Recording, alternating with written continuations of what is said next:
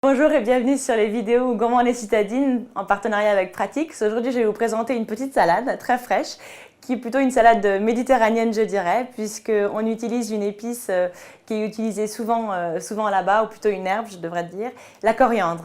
C'est une recette qui est très simple à faire, puisqu'il vous faut simplement couper des tomates, des avocats, de la coriandre et puis après faire une vinaigrette. Vous allez voir, c'est pratique quand on a peu de temps et qu'on reçoit par contre des gens, puisque en termes de présentation, ça fait un effet bœuf. Donc, en ce qui concerne la vinaigrette, je vous renvoie à mon autre vidéo sur la vinaigrette classique, c'est celle qu'on emploiera aujourd'hui. Cette recette est une recette que vous pouvez préparer à l'avance. Alors, et bien sûr, vous allez me dire attention, l'avocat va noircir. Effectivement, l'avocat par nature va noircir dès qu'il est à l'air, sauf que pour ça, on utilisera un petit peu de citron pour le conserver. Et donc, ça vous permettra de préparer votre plat un petit peu à l'avance et de le présenter dans des assiettes séparées et du coup gagner en événementialisation, en présentation, en stylisme culinaire, quoi. Donc, je vous montre comment on fait ça. Il vous faut donc un saladier. Donc qui craint rien, qui n'est pas forcément un saladier de présentation. Des petites tomates cerises. Donc on va tout simplement les couper en deux pour, je dirais, une entrée pour 4 personnes. L'idée c'est que ce soit une entrée bien sûr d'un dîner dans lequel vous présenterez également un plat et puis peut-être du fromage et un dessert. Donc il ne faut pas proposer d'entrée trop copieuse. Il vous suffira de 500 g de petites tomates. L'avantage de les couper, c'est également que le cœur des petites tomates cerises est toujours très, très goûteux. Et donc, vous allez avoir un petit peu de jus qui va se mêler à votre vinaigrette par la suite et également enrober les morceaux d'avocat, ce qui du coup donnera un goût encore plus agréable en bouche. On regroupe ça et voilà toutes nos petites tomates. Moi, je les sale toujours un petit peu et on a beaucoup plus ce petit jus de tomate qui va venir enrober les ingrédients. Hop, on les fait un petit peu sauter. Voilà, tout simplement. Donc, j'ai mis, on va dire, 3 ou 4 tours de moulin. Notre avocat, bien mûr. Alors, comment choisir un avocat mûr? Souvent, il suffit simplement d'appuyer juste ici. Vous voyez, c'est un petit peu mou, mais par contre, il ne l'est pas complètement partout. Si jamais votre avocat est mou sur les bords, là, il risque d'être quand même un petit peu noir. Bon, après, c'est toujours un petit peu la surprise. Donc, on ouvre l'avocat dans le sens de la longueur, de façon à pouvoir le faire pivoter, comme ça. Et voilà. Alors, pour enlever la peau, je préfère toujours le couper de cette manière-là. Après, chacun fait comme il veut, puisque ça ressemble un petit peu. Hop, vous voyez, il s'est parfaitement décollé. C'est vraiment aussi un bon indicateur de savoir si votre avocat est mûr ou pas, hein. Ensuite, on va faire des morceaux comme ça. Pas tellement plus grands, de l'ordre d'1 centimètre en tout cas. Du coup, l'avantage de le découper comme ça, c'est que par la suite, en termes de morceaux, vous avez quasiment vos morceaux préformatés, hein. Vous voyez, en soi, c'est quand même pas très compliqué et ça se fait assez rapidement, hein. Voilà, donc notre avocat est découpé. Alors, il est très mûr, la preuve, j'en ai un petit peu sur les mains.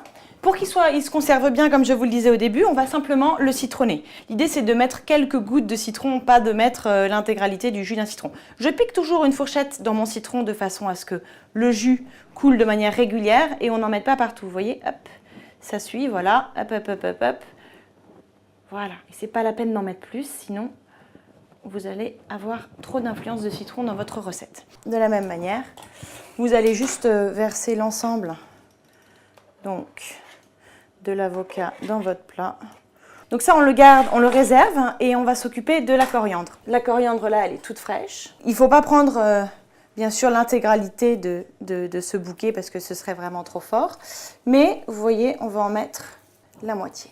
Bien sûr, moi au préalable, je l'ai nettoyée, hein, donc vous la passez sous l'eau tout simplement pour la nettoyer rapidement. Hop. Vous prenez la moitié de votre bouquet de coriandre, bien fraîche. On va la ciseler tout simplement en tout petit, tout fin.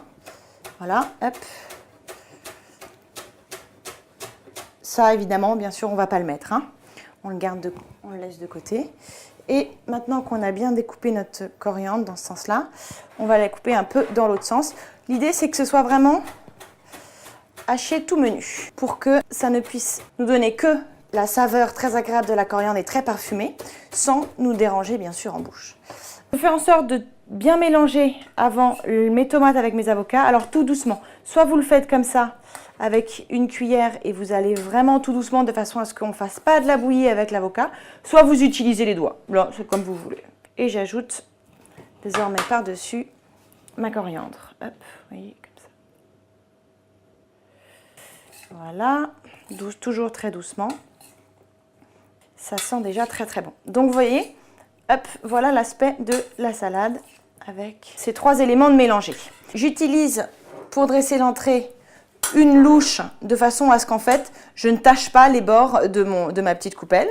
Et puis en plus en termes de dosage c'est quand même pratique. Vous voyez, hop, voilà, doucement je répartis mes petites tomates et voilà.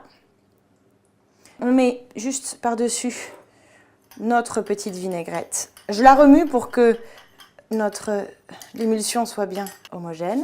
Et donc là, hop, on vient rajouter avec une petite cuillère à café notre vinaigrette. Voilà, ce genre, 3 cuillères suffisent. Hop, je vais ajouter une petite touche finale de déco avec une petite feuille de coriandre.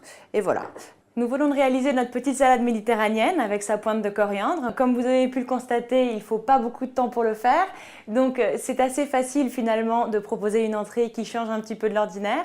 Et puis même si on sort du bureau assez tard et qu'on reçoit des amis, c'est quand même agréable d'avoir des assiettes bien dressées et un plat délicieux à déguster. Donc profitez-en et à très bientôt sur gourmandescitadines.com. Au revoir.